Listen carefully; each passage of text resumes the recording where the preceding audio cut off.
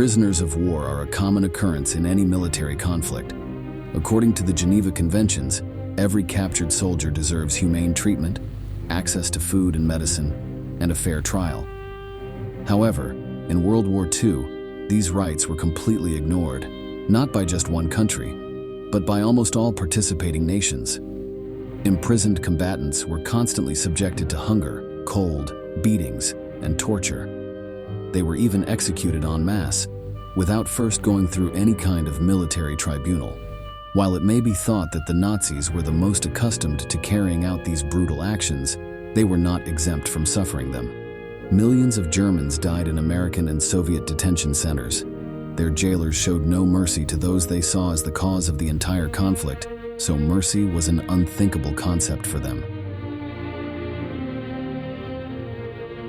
Today, in this new episode of Military History, we will tell you all about the terrible experiences of Nazi prisoners of war.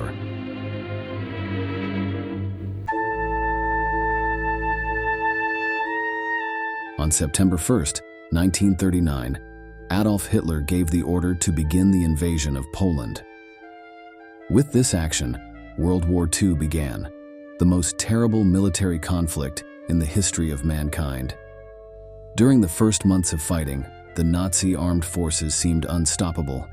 They destroyed the Polish army in just 1 month, and when it was their turn to battle against more powerful countries, such as France and the United Kingdom, the result was not much different.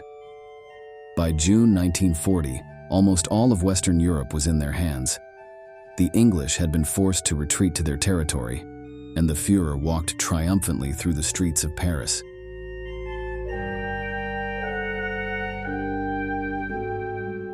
The German forces did not know defeat, so few soldiers fell into enemy hands as prisoners of war.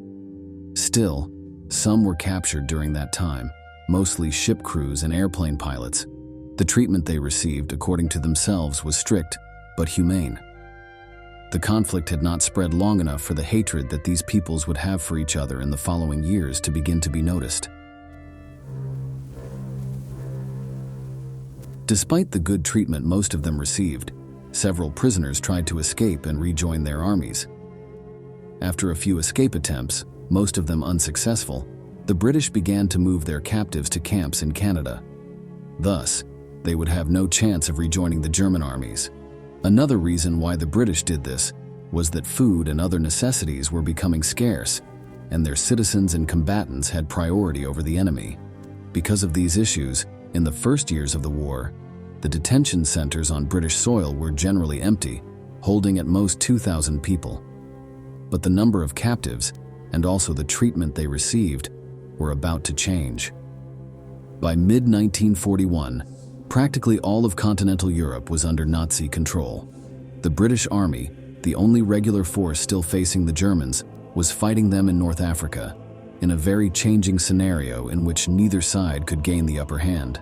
But Hitler was not satisfied with these results. The German leader was still eager for more territory, and he had already set his next target. It was the giant to the east, the Soviet Union.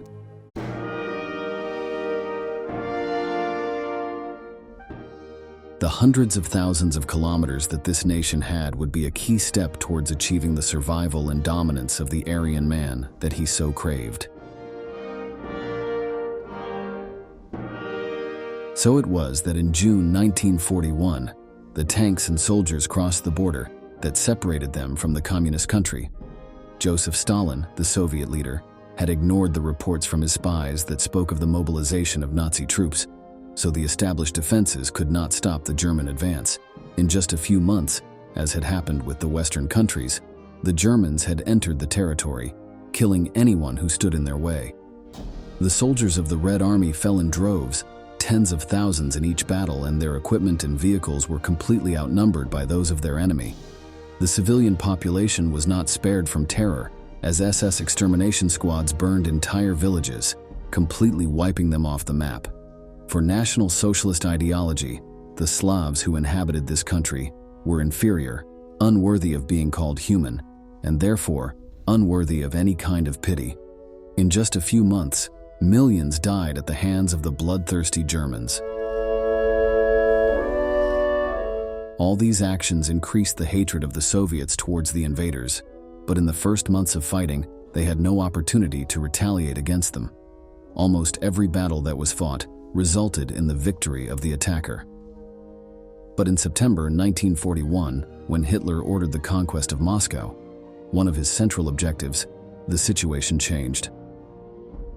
Filled with fervent patriotism, the soldiers of the Red Army defended their capital tooth and nail until their last breath.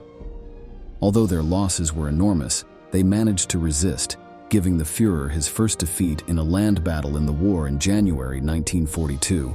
After this Red victory and subsequent positive results in the following months, the Nazi prisoners increased to approximately 120,000. The Soviets did not hesitate to take revenge for the atrocities committed against their civilian population and their soldiers, so the treatment that the captured received was generally atrocious. Most of them were sent to gulags, as the forced labor camps scattered throughout the Soviet Union were called. There, they were forced to perform exhausting tasks for hours, without any kind of rest. The climate was terrible since these places were located in the frozen steppes of Siberia or in the devastating deserts of Central Asia. Food and water were scarce since these resources also had to be prioritized for the combatants and the Soviet citizens. Even on occasions when food and drink were available, the guards could deny them this simply because they wanted it. They were also subjected to constant beatings and torture, which could even lead to death. The Russian guards saw this as a just punishment for their brutal behavior, so they were quick to administer summary justice. Tens of thousands died in those first months.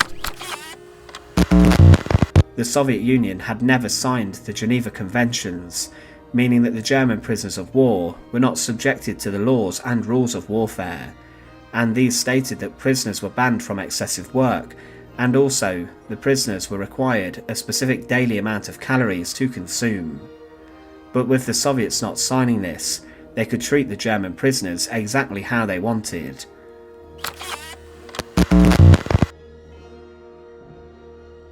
But the German situation was about to get even worse, because an old enemy had returned to the fray. By late 1941, the United States had joined the war on the side of the Allies. Emboldened by the new forces, the Western powers stepped up their attack in North Africa the following year, beginning to take the lead. The number of German prisoners grew accordingly, reaching hundreds of thousands. The Americans and the British had decided to split the housing of the captured in half, but because British resources remained low, Uncle Sam kept most of them. The requirement he laid down was that they be allowed to use them as a source of forced labor, just as the Soviets did. Conditions in the American camps were not good, but not only because of the cruelty of their jailers. The country had no experience in the logistics of prisoner centers, so food, clothing, and shelter were constantly in short supply. They were forced to work on farms and other factories, but in some prisons, captured soldiers received a modest wage in exchange for their forced labor. Many Germans were content with their treatment on American soil, even arguing that they lived better than before the war began.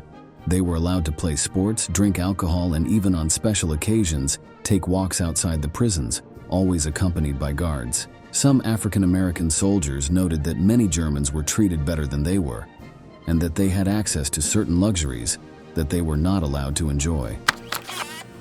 To many POWs, the camp was a life of near luxury.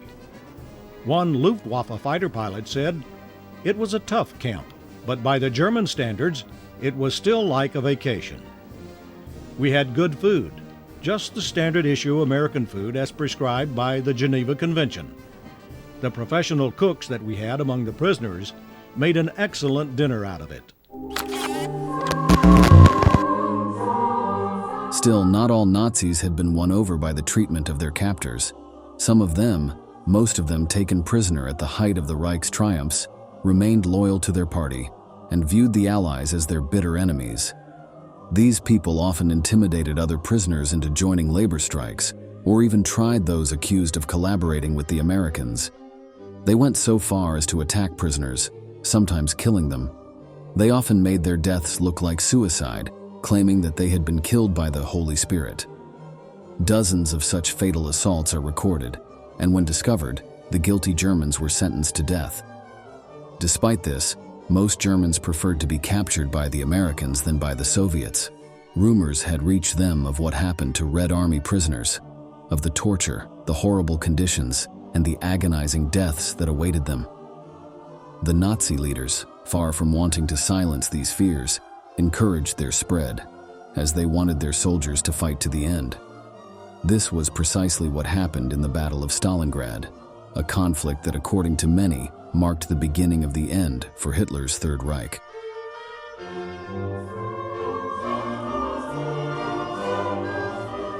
Although at first it seemed that the Nazis would emerge victorious, by the end of 1942, the Germans found themselves completely surrounded by the Soviets. An entire army, almost 300,000 men, suffered from hunger, disease, and the terrible winter cold, while being harassed relentlessly by Stalin's soldiers. General Friedrich Paulus, in charge of the Germans, repeatedly asked for permission to surrender, as he knew that there was no chance of winning the battle. But Hitler repeatedly refused him. Meanwhile, his men continued to die. The Soviets could not be content to wait for the cold to finish them off. Defying his leader's orders, Paulus signed the surrender in February 1943, ending the longest battle of World War II. Of the 300,000, only 91,000 were captured. The rest lay dead on the ground, buried in the snow. Only 6,000 returned home after the war ended. Of these Nazi prisoners, many died on the way to the gulags, as few precautions were taken to ensure their safety and well-being. Thousands of Germans were sick, seriously wounded or weakened by months of fighting. A high percentage of them were never even imprisoned. As mentioned above, the Soviets could use any excuse to beat them up. If any defied an order or tried to escape, they were executed without a guilty conscience. However, after Stalingrad, the situation for many of the German prisoners of war would surprisingly change for the better. The Soviet Union's economy improved now that it was no longer on the defensive, so more resources could be devoted to the upkeep of captured enemies. Despite the hatred and resentment that they might have for them, the Nazis were a valuable manpower to continue the war effort. It would be of no use to anyone if they all died in the dungeons of the gulags. In addition, many of them were disappointed with the German regime and the Führer's leadership. They felt that at Stalingrad and in other previous battles, they had been abandoned to their deaths. They also did not share their leader's hopes for victory, thinking instead that defeat was inevitable. Others, exchanging views with their Russian jailers, decided to reject fascism and embrace communism instead. This led to the creation of the National Committee for a Free Germany, an anti-Nazi organization composed largely of German prisoners of war. Friedrich Paulus, the general who defied Hitler and surrendered at Stalingrad, was one of thousands of officers who joined this association. Its aim was to encourage a rebellion within the German armed forces through sabotage and propaganda. Although it did not succeed, the creation of this group already gave an indication of the direction that the war had taken in recent years.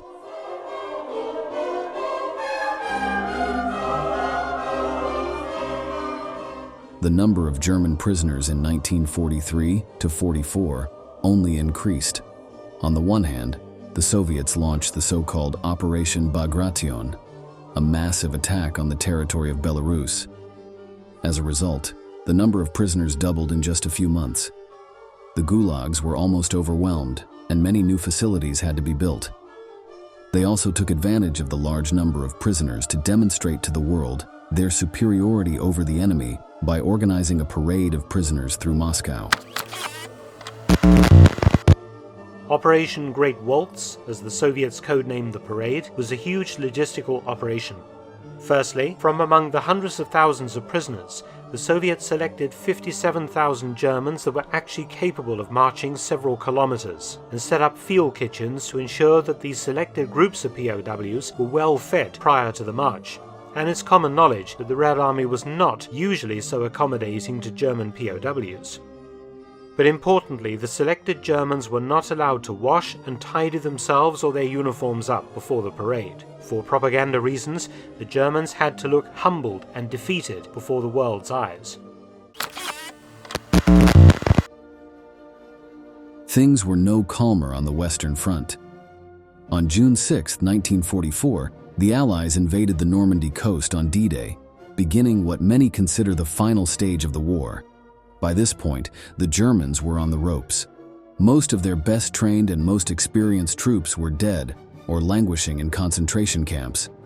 Not much remained but poorly equipped children and old men, many of them civilians forced to take up arms and join the defense. Still, the orders from the Reich leaders were to fight on to the death. Not surprisingly, entire divisions decided or were forced to surrender as the Allies advanced on both fronts. Each unit that laid down its rifles made it more likely that another would follow suit, creating a domino effect. Dwight Eisenhower, the supreme commander of Western forces in Europe, called the Germans a defeated army. My brother fought alongside me. He was killed right in front of me, stabbed with a bayonet.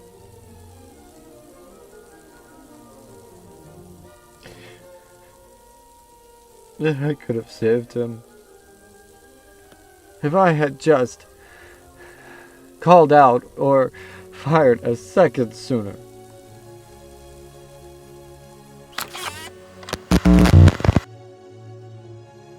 It is believed that by the last months of the war in 1945, 60,000 German soldiers were surrendering every day. Because of the infamy of the gulags, surrenders were rare on the Eastern Front. There, Nazi divisions would fight to the death against the Soviets, surrendering to their cruel fate in order to avoid falling into their hands. However, when they were fighting against the Americans or the British and saw that defeat was inevitable, they more often chose to ignore Hitler and surrender. Still, the Americans did not always behave in the way the Germans expected. There were many cases where, after being taken prisoner and before being transferred to concentration camps, the captives were simply executed by their guards. The only reason they had for doing this was that they did not want to have to deal with them. When their superiors asked them what had happened, they would invent an escape attempt or an attack on them, because of which, in self-defense, they had shot them down. Generally, when this happened, no in-depth investigations were made to find out the truth.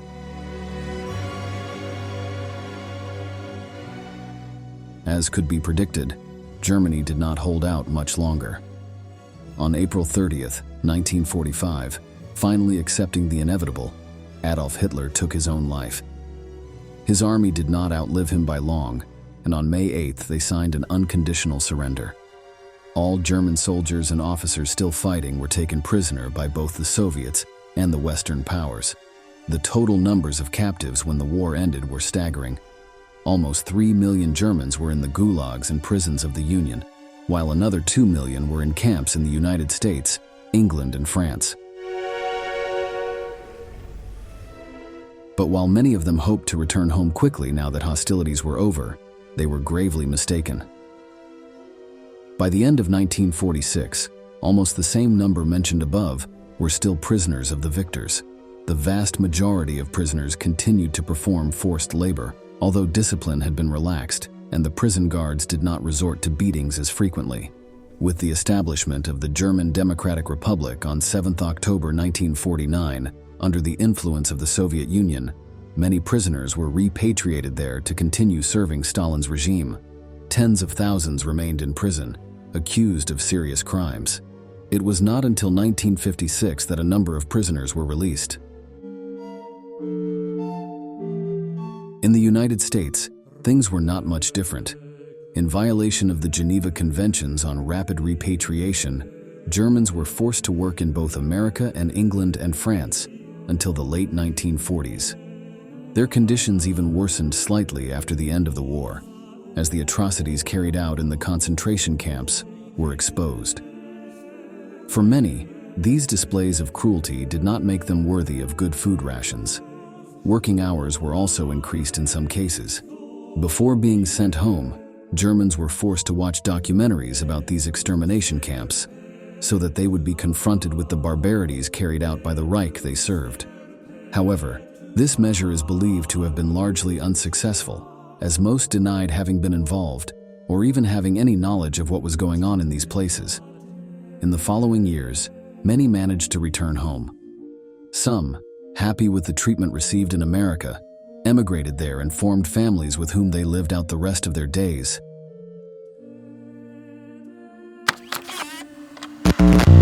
Once I am released from the Allied internment camp, I wish to forget this verdammt war. Sail far from here. Find some place, some land to own, somewhere to settle down, and then maybe become a farmer.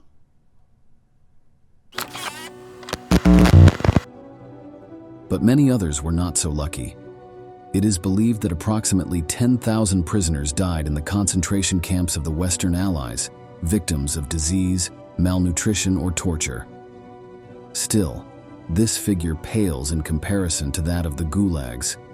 1 million Germans met their end in these terrible places, deprived of any kind of shelter. For many of their jailers, this fate was nothing more and nothing less than what they deserved.